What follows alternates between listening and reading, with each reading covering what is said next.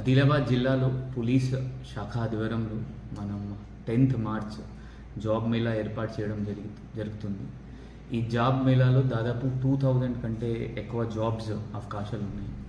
దీనిలో హైదరాబాద్ నుంచి, నిజామాబాద్ నుంచి, కరీంనగర్ నుంచి, నాగ్పూర్ నుంచి కూడా కంపెనీస్ వస్తున్నాయి. ఆదిలాబాద్ లోకల్ నుంచి కూడా మనం కొంత కంపెనీస్కి పిలిచాము.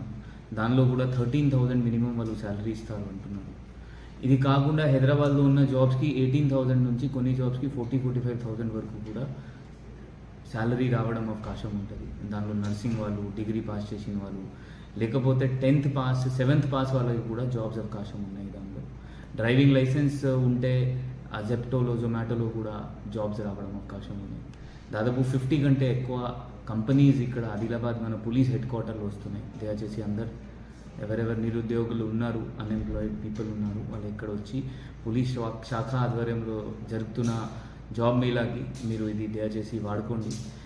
దానికి ఒక లింక్ మనం ఆల్రెడీ పంపడం జరుగుతుంది. ఆ లింక్లో మీరు రిజిస్టర్ చేసి మీరు అన్నీ ఆ రోజు వచ్చినప్పుడు 10th మార్చ్ వచ్చినప్పుడు మీ సర్టిఫికేట్ లేకపోతే రిజ్యూమ్ ఏమైనా ఉంటే తీసుకొస్తే తొందరగా ప్రొసీజర్ స్టార్ట్ అవుతుంది. దీనిలో భాగంగా మనం ఆదివాసీస్కి కూడా అందరికీ రిక్వెస్ట్, దయచేసి మీరు ఇక్కడ వచ్చి ఈ జాబ్ మేళాకి మీరు వాడుకోవాలి నేను కోరుకుంటున్నాను.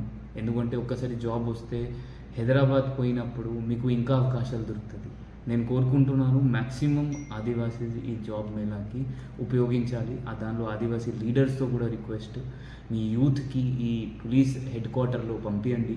సో దట్ వాళ్ళు కూడా ఇది జాబ్ మేళాలో జాబ్ తీసుకొని హైదరాబాద్ లేకపోతే ఎక్కడ వాళ్ళకి జాబ్ వస్తే అక్కడ పోయి వాళ్ళ కుటుంబం పరిస్థితి మంచిగా చేస్తారు కోరుకుంటున్నాను.